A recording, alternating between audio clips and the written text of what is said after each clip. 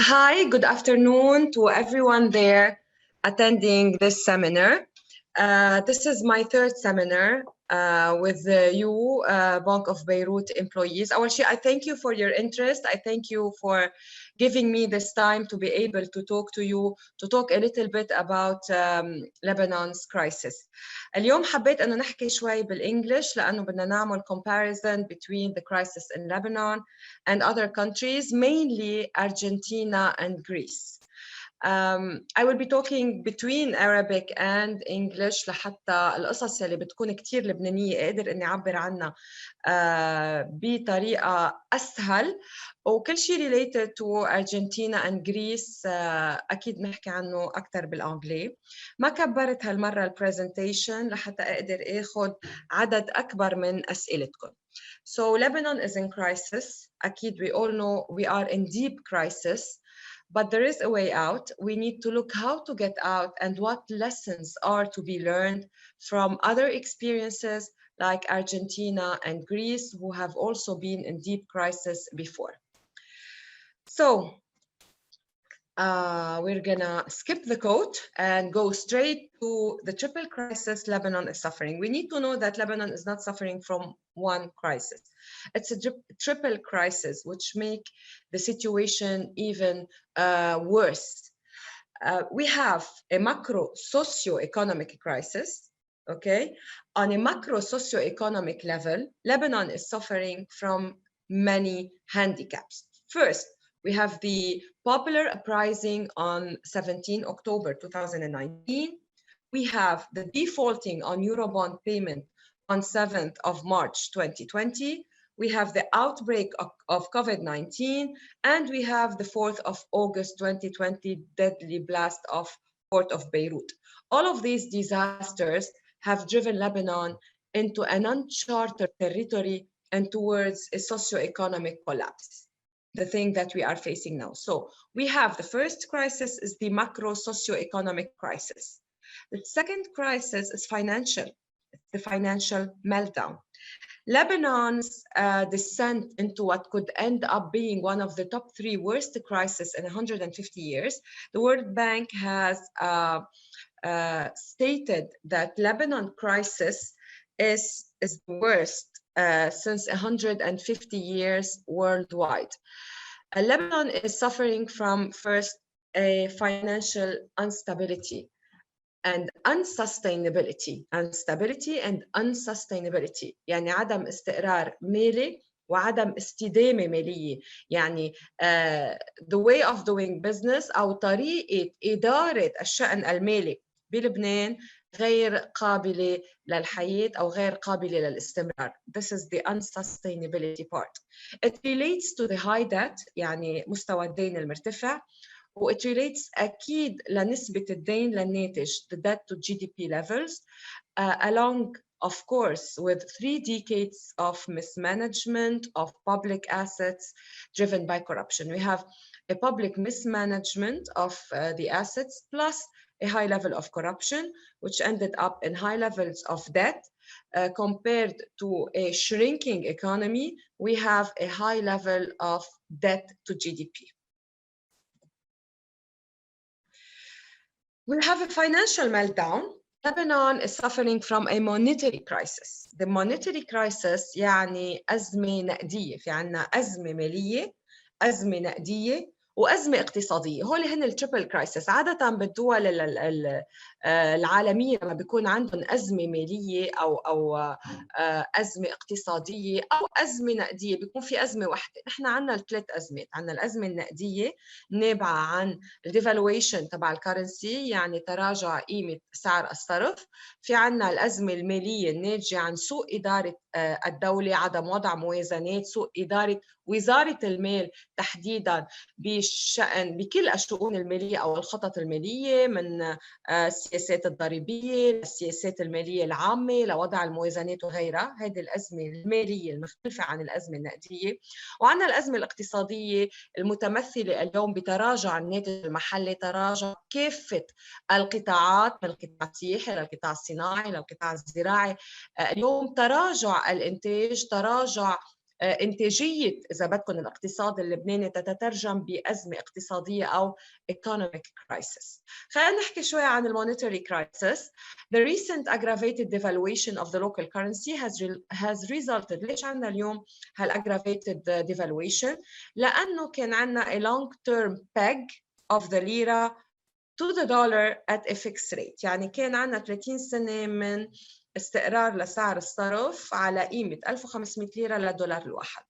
inflation بس على مدى 30 سنة في طبعاً كتير تضخم inflation، وفي عنا كان economic imbalances throughout those 30 years. economic imbalances والinflation والتضخم ما ترجموا بتعديل على سعر الصرف. بقي سعر الصرف مثل ما هو مستقر، ما قدر يقرأ أو يتعدل بحسب التغيرات الاقتصادية وبحسب تضخم يلي كان عم ينتج من إذا بدكم النمو الاقتصادي أو الحركة الاقتصادية على مدى 30 سنة الماضية. هذا الشيء ترجم بأنه نوصل لمحل يصير في devaluation، العملة ما بقى قادرة تستمر على 1005. وكمان ترافقت تراجع بقيمة العملة مع شورتج بليكويديتي بالدولارز، يعني شح بالسيولة النقدية بالعملات الأجنبية. واليوم النتيجة هي devaluation تقريبا ب 93% للليرة اللبنانية أمام الدولار. في عنا economic crisis يلي حكيت عنها. كيف عم تترجم الأزمة الاقتصادية؟ عم تترجم بتراجع الناتج المحلي. The country's gross domestic product أو GDP, which measures عادة the total output of goods and services، يعني الناتج المحلي اللي بيقيس إجمالي قيمة السلع والخدمات، نزل من 55 مليار دولار بال 2018 ل 33 مليار دولار بال 2020 as per the latest report of the World Bank. The Lebanese economy has been for the last 20 years dependent on imports funded by the relatively low exchange rate. اليوم كان عندنا مجتمع استهلاكي، توجه صار للاستهلاك المفرط إذا بدكم، لأنه الحفاظ على سعر 1005 للدولار أعطى ميزة تفاضلية أو أعطى قدرة شرائية غير حقيقية للمواطنين اللبنانيين يلي صاروا يعتمدوا على الصادرات، يلي بيّنت هالصادرات إنها أرخص من الإنتاج المحلي وتنافس الإنتاج المحلي. وهالقدرة إذا بدكم يلي أعطيت للمواطنين اللبنانيين ناتجة عن السياسات الحكومية بالحفاظ على سعر صرف الدولار عند 1500 ليرة دون أخذ بعين الاعتبار التضخم أو الضغوط التضخمية، وأيضاً عدم الاستقرار أو عدم الموازنة اليوم بالنمو الاقتصادي من عام إلى آخر.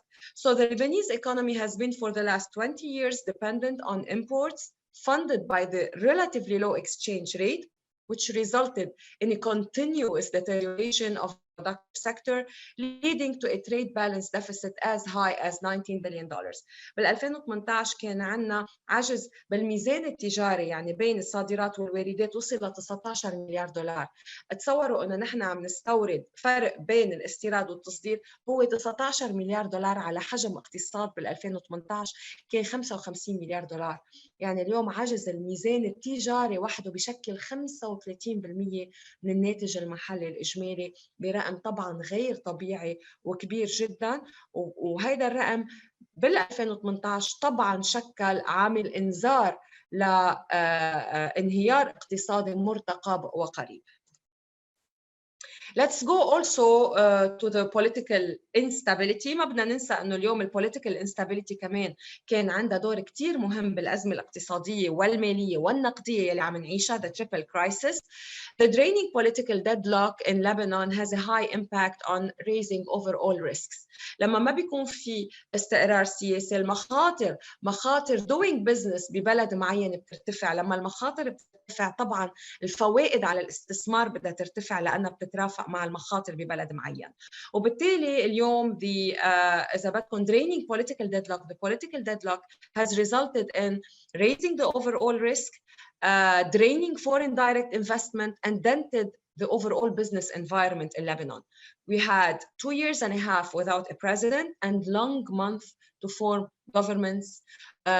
Those two political deadlocks were a main trigger to capital outflows. يعني اليوم لما بيكون عندنا 2.5 بلا رئيس، 19 أشهر لينعمل حكومة، استقالة رئيس الحكومة بال 2017 من المملكة العربية السعودية، كل الأزمات السياسية أو الأحداث السياسية دفعت بخروج كبير وهروب لرؤوس الأموال من لبنان إلى الخارج، the capital outflows, pushing the central bank to raise interest rates. لما بيكون في خروج جماعي لرؤوس الأموال مثل ما عم بيصير اليوم بتركيا مثلا، هلا تركيا عم تعكس المسار، هيك عم تتهاوى عملتها، بس لما بيكون في خروج لرؤوس الأموال من الاقتصادات الناشئة بيلجأ المصرف المركزي بكل دول العالم وليس فقط بلبنان إلى رفع أسعار الفائدة للحفاظ على رأس المال داخل البلد.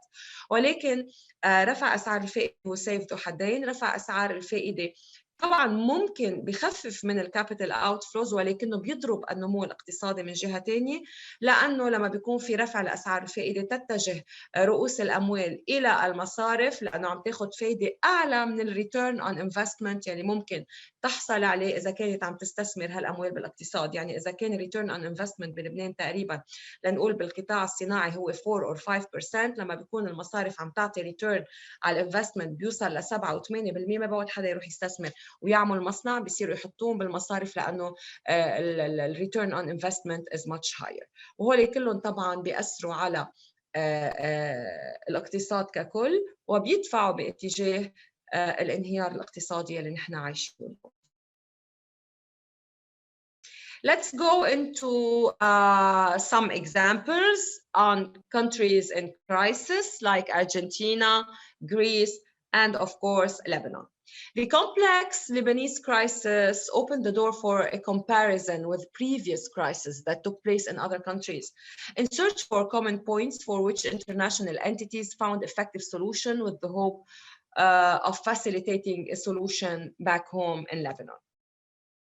Let's look at Lebanon versus Argentina. What I wanted to say through those examples, that what's happening in Lebanon is not new, is not unique. Maybe it's worse than what happened in other countries, or maybe other countries managed or mismanaged their crisis. But what's happening in Lebanon not different from what happened in Argentina or in Greece, for example. Let's look into Argentina. In Argentina, we had a loss of faith in banks and a loss of faith in government, just like in Lebanon. Comparing the financial collapses of Lebanon and Argentina, when unofficial capital controls were established by banks in Lebanon in the autumn of 2019. The case of the Argentinian financial crisis in the early 2000s was constantly brought up. Why? Because in Argentina also there was an unofficial capital control that the bank has adopted in the wake of the crisis in the early 2000s. In December 2001, Argentina's economy minister, Domingo Cavallo, announced the implementation of what was called the corralito, which is the imposition of capital controls on deposits accounts so that they means the Argentinians, could only withdraw around $175 per week.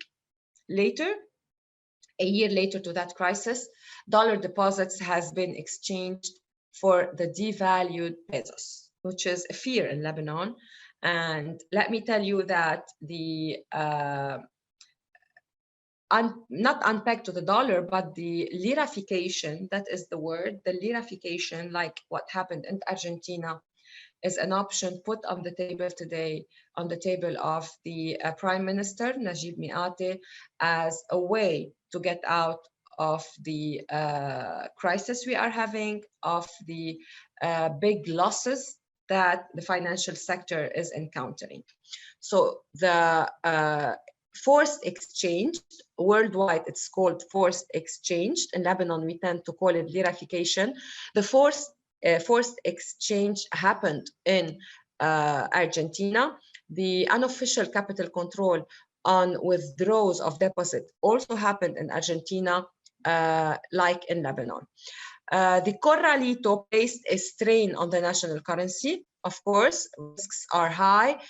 There is strains on the national currency. And of course, in any country witnessing a financial meltdown, it will witness also capital outflows. So the strains on the national currency, the capital outflows, the massive capital outflows in Argentina took out the country to a financial meltdown.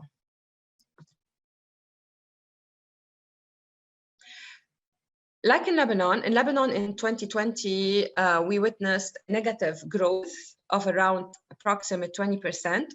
Argentina's economy also witnessed a cumulative negative growth of almost 20% between 1999 and 2002. And of course, the Argentinian crisis resulted in the abandonment of Argentina's hard peg. So the Argentinian pesos was pegged to the dollar. The crisis resulted in an unpeg of the local currency to the dollar. And unlike in Greece, Greece has adopted the euro, and the euro is a common currency for 28 countries. So Greece stabilized its economy around the euro, while Argentina had to unpeg. And I think that also in Lebanon, we are moving towards a total unpeg of the Lebanese lira towards the dollar. Just to remind you that 100 years ago, Argentina was one of the richest countries in the world, not in Latin America, in the world. It has suffered since then, since the crisis started early 2000, it has suffered average annual inflation of 100% and has had to change currency 5 times. Change currency with the high inflation, with the zeros adding up, it has changed its currency 5 times. Since 1980, foreign debt payments have been suspended 5 times. It has went into default 5 times, Argentina. No country in the world has defaulted the same number of times. And Argentina today is the main debtor of the International Monetary Fund with debt outstanding of $44 billion. And just to give you the math, Lebanon is asking for $9 billion from the IMF. Argentina is indebted with $44 billion to the IMF. Unfortunately, and this is my fear, that we'll have the same scenario in Lebanon, Argentina has never managed to come out of the crisis. Its debt increased in the 1980s and in the 1990s. To attempt to solve the problem through privatization, it didn't work. Then came the exchange rate crisis. As we said, it has changed its currency 5 times since 2001. There were periods of calm, but the structural issues were never resolved. So when you don't respond or work or resolve the structural problems in the economy, no matter what the country will do, it will never get out of its crisis. You will have times of calm, but since early 2000 and back to the 1980s, where the debt of Argentina started going up, the country has never went away from its economic woes, if I can say. Let's look quickly into Greece and Lebanon. International lenders continue to provide Greece with loans, which were used by the government to service its debt or for corruption, because as we know very well, Greece is a corrupted country as much as Lebanon. So similarly, the international community has always been cautious about placing trust in Lebanese government due to its notorious corruption, weak governance, and constant instability. I would say constant political instability. While concerns were expressed by many stakeholders, both countries, we're talking about Greece and Lebanon, borrowed in order to maintain the economic model that could not be sustained. By 2009, worrying changes to economic indicators began to appear, and Greece experienced soaring inflation, high unemployment, and extremely limited spending, like in Lebanon, because half of the balance sheet, or more than half of the balance sheet، يعني مشكلة لبنان إذا بدكم بالعربي من كذا سنة كانت إنه ميزانية الدولة بتتقسم على 3 بنود بس. أول بند يلي هو الرواتب والأجور، في عنا تقريبا 35% من الميزانية بتروح رواتب وأجور، في عنا 14% من ميزانية الدولة بتروح على مؤسسة كهرباء لبنان، وعنا تقريبا كمان I think 10% من ميزانية الدولة بتروح لخدمة الدين، يعني لدفع الفوائد. وبالتالي معظم البلك تبع ميزانية الدولة كل سنة كان عم بيروح لرواتب وأجور وتعويضات، طبعا لمؤسسة كهرباء لبنان والهدر اللي صاير بمؤسسة كهرباء لبنان وخدمة الأجور.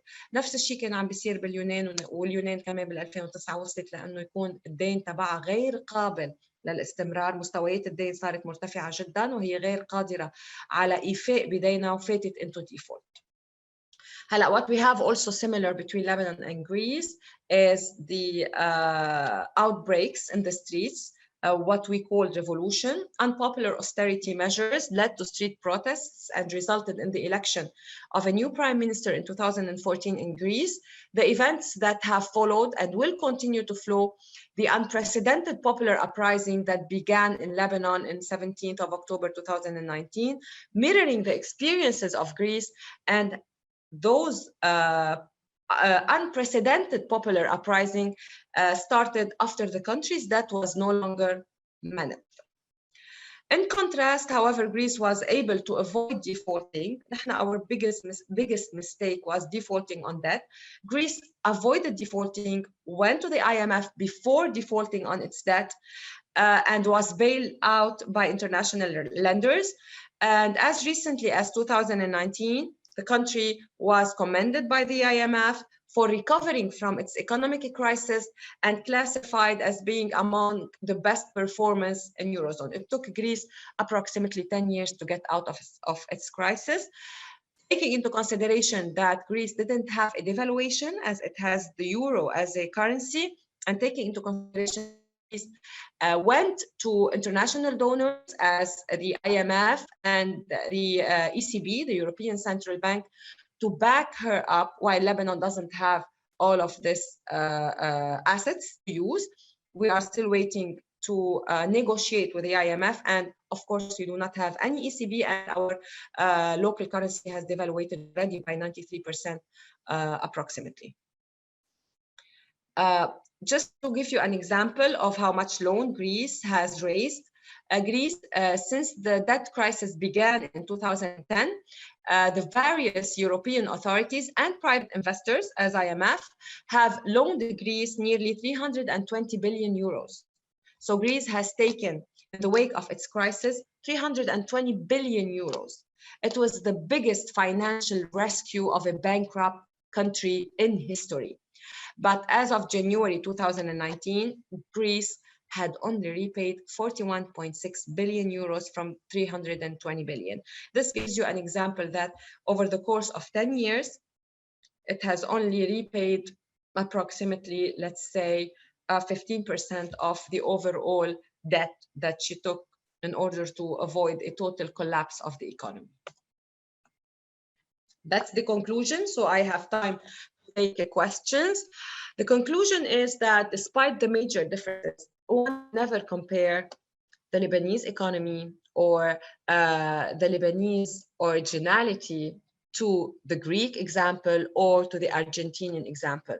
It cannot be compared, as those are different, or these countries has different economy sizes, have different affiliation, have different factors that would affect directly the way those countries would manage the crisis. But the only path to recovery in Lebanon, in Argentina, and in Greece, because Greece recovered, as we saw, but Argentina didn't. The only way, the only path to recovery is through strong structural reforms that would end decades of corruption and mismanagement and address fiscal, monetary, and economy imbalances. يعني بدنا سياسات مالية صحيحة، بدنا سياسات نقدية صحيحة that would reflect الواقع. يعني هالسياسات النقدية بدها تكون تعطي أو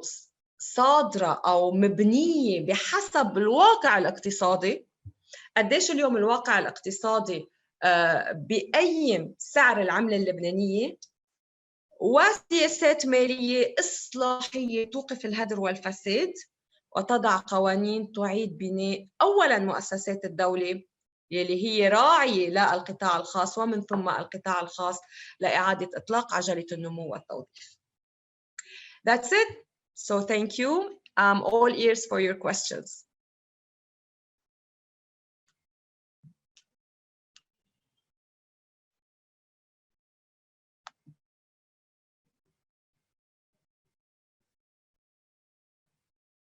Any questions?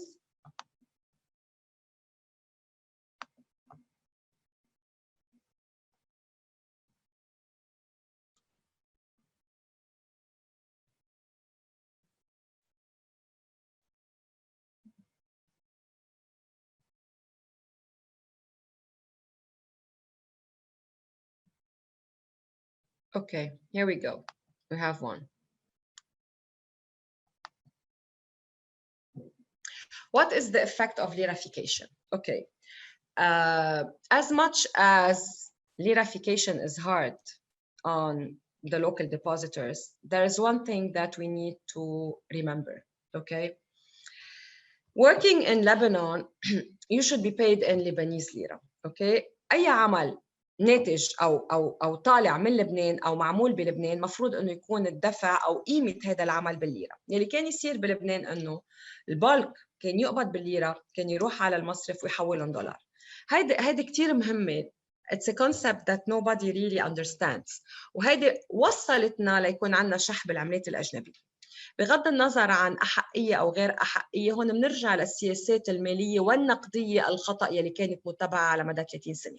اليوم لما أنا بقبض ليرة عن عمل ناتج من الاقتصاد المحلي وبروح على البنك وبحوله دولار، هيدا الدولار منه دولار حقيقي، هيدا دولار محلي. الدولار الحقيقي هو اللي ناتج عن أموال جاية من الخارج، إن كانت تحويلات أو إن كانت استثمارات أو إن كانت ناس جايين يستثمروا بالقطاع العقاري أو يبنوا معامل أو يفوتوا بشراكات معينة. هذاك الدولار الحقيقي. الدولار يلي محول بالقطاع المصرفي هو دولار غير حقيقي.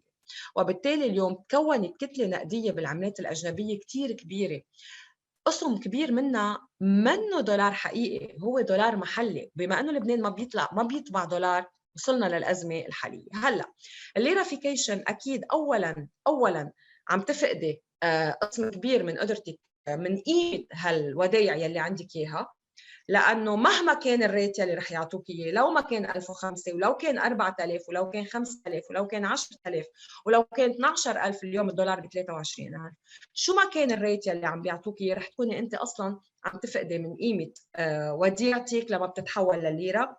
ثاني شيء هالبالك يلي رح ينخلق من لو ما كانوا ورقيين ولكن من القيمة بالليرات اللبنانية رح تدفع لمزيد من التضخم ورح تدفع لمزيد من تراجع لقيمة العملة، لأنه صار عندك فائض بالليرات بالسوق أو بالبنوك أو بالاقتصاد المحلي، الاقتصاد منه قادر يستوعبها بشكل سريع. فالدايركت ايفكت تبع الليرافيكيشن هو خساره بقيمه الودائع وزياده التضخم، وبالتالي ضغوط على سعر الصرف، ضغوط سريعه رح تكون على سعر الصرف يلي كمان رح يسجل مزيد من الارتفاعات.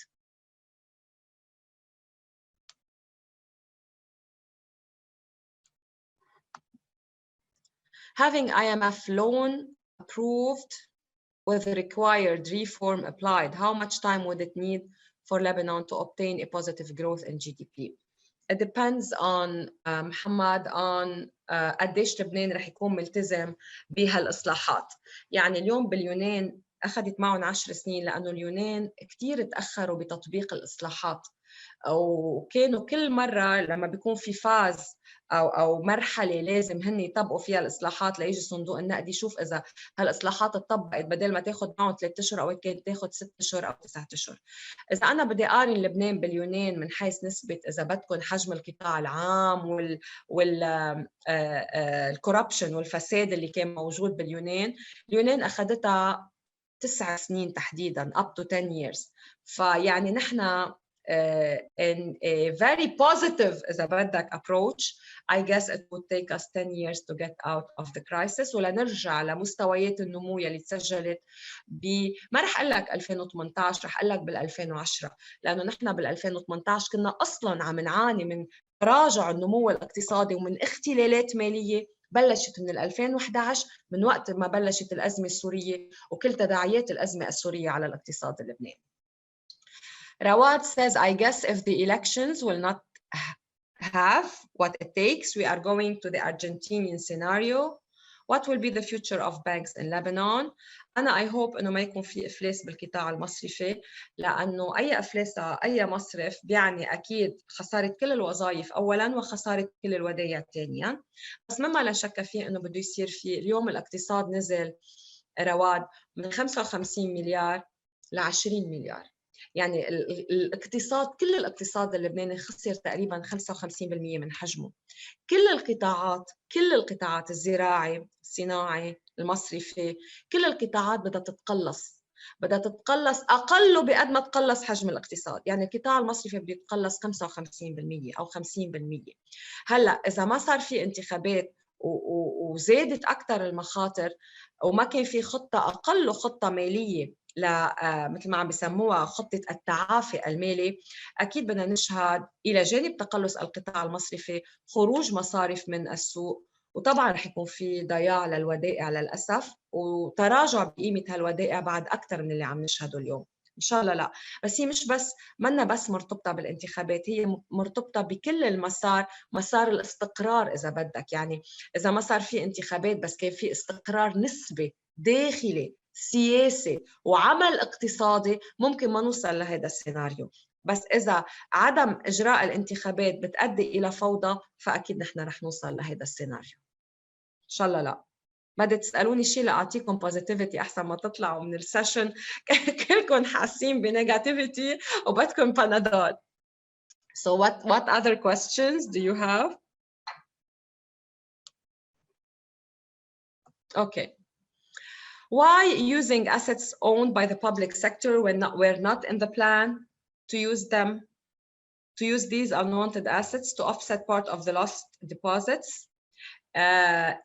اوكي اكيد نحن كبرايفت سيكتور اذا بدك اناليست فاينانشال اكسبرتس واناليست نحن وي بوش وي ديماند انه الدوله اول شيء تدير اصولها بشكل جيد، لانه الدوله اللبنانيه بنرجع بنقول غنيه، نحن ما عم نقول تبيع بشكل كامل خاصة من بعد سنتين من الأزمة، لأنه بيع أصول متعثرة أكيد بيكون سعرها أقل بكتير، ولكن إذا بتبدأ بالتعاون مع رقابة IMF between brackets على إدارة جيدة لأصولها ممكن إنه هالدولة تبلش تفوت مصاري، لأنه في كتير عوائد فايتة، في كتير سرقة كانت عم بتصير بالبور وعلى الحدود وبوزارة الاتصالات وبوزارة المهجرين بالدوائر العقارية وغيرها وغيرها وغيرها وغيرها. اليوم كان في كتير فساد وهدر بلبنان. إذا ببلش في وهذا اللي احنا عم نطالب فيه محمد، إدارة سليمة لأصول الدولة، بتبلش العوائد تبع هالأصول ترتفع، الدولة طبعا بتقدر تخفض الخسائر وبالتالي بيكون في تخفيض لخسائر القطاع المودعين. مئاتي طبعا يعني طرحه هو طرح إحدى إذا فيني أقول الإكسبرتس بقطاع الطاقة. هلا أنا بتمنى إنه ما يكون فورس، يعني ما يكون إلزامي للمودعين، لربما البعض من المودعين قد يرى في هذه الخطة إيجابية ويفوت فيها، بس بتمنى إنه ما تكون إلزامية، يعني يلزموا كبار المودعين. عموما هي رح تكون لكبار المودعين محمد مش لصغار المودعين، لأنه اللي عندهم إذا بدك أموال كبيرة تفوق ال10 أو ال15 مليون دولار، هول المشكلة، هول اللي رح يكونوا تارجتد بكذا نوع من أنواع البيل إن. يعني كيف ممكن إنه هالمصاري نحولها أسهم بشيء، إذا مش بالبنك لأنه البنك متعثر، بشركة لإنتاج الكهرباء لأنه لبنان بحاجة لكهرباء. بس أنا بتمنى إنه هالاقتراحات تكون optional ومش obligatory. Okay.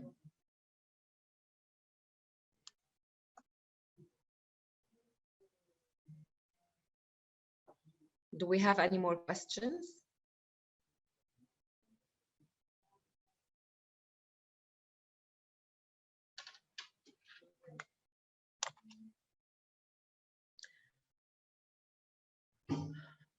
Okay. Well, I guess I want to thank you again. I really hope, and I will ask from whomever is organizing هالwebinars, بعرف if we can do them face to face. I would love to meet all of you. أنا I wish أكيد the best for Lebanon. بتمنى انه كل السيناريوهات السيئه يلي شايفينها قدامنا ما تترجم، ويكون في عمل جدي واراده سياسيه جديه للاصلاح، لانه فعلا حتى بعد سنتين من الازمه ومن تفاقم الخسائر ومن تراجع لقيمه العمله it's not too late for Lebanon. اذا عن جد بيكون في مقاربه مسؤوله من قبل الحكومه اليوم لاداره الملفات الماليه، من غير المستحيل الخروج من الأزمة اللي نحن فيها، ولو إنه الطريق طويلة وبتاخد وقت، بس منا مستحيلة. أنا بشكركم على مشاركتكم، بتمنى إنه تكون هالسيشن كمان كانت beneficial و interesting لإلكم، و hoping to meet again soon. Thank you very much.